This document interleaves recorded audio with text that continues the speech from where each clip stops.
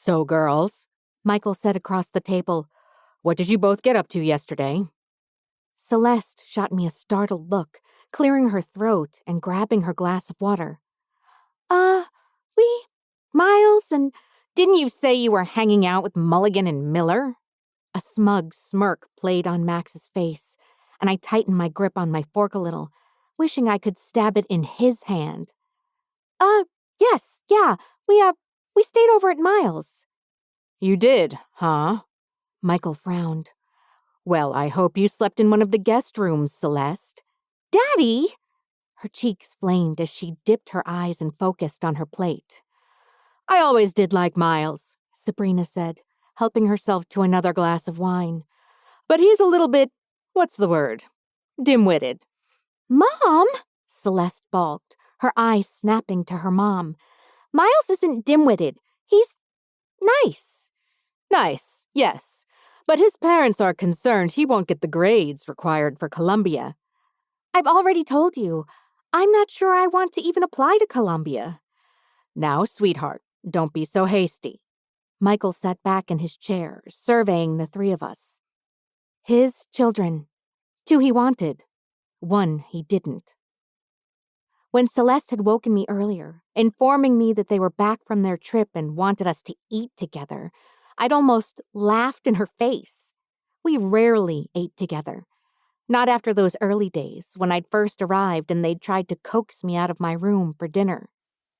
Since I'd returned from Albany Hills, I could count on one hand how many times we'd eaten as a family. So color me suspicious that they chose today of all days.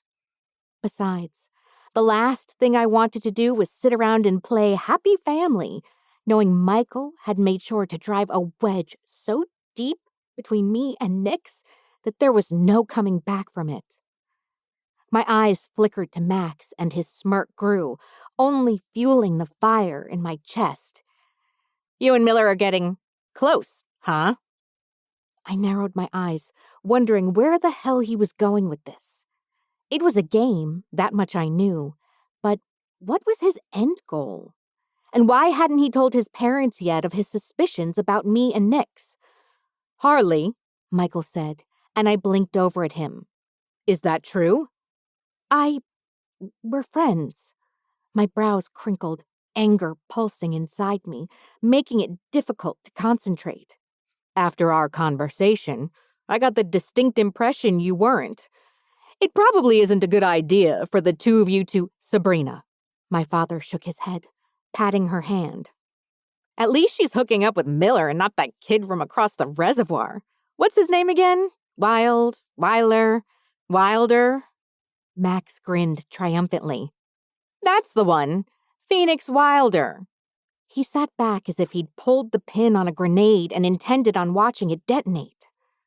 A ripple went through the room as Celeste stared wide-eyed at me and I glared at Max. I didn't think I'd ever hated anyone more than I hated him in that moment. And for someone who harbored a lot of hatred in her heart, that was saying something. Michael cleared his throat, muttering, Max, that's enough. Sorry, Dad. I know you don't like talking about— He slammed his hand down, making the glassware clatter. I said that's enough. Harleigh knows better, don't you? Sabrina said, concern and something akin to disgust glittering in her eyes.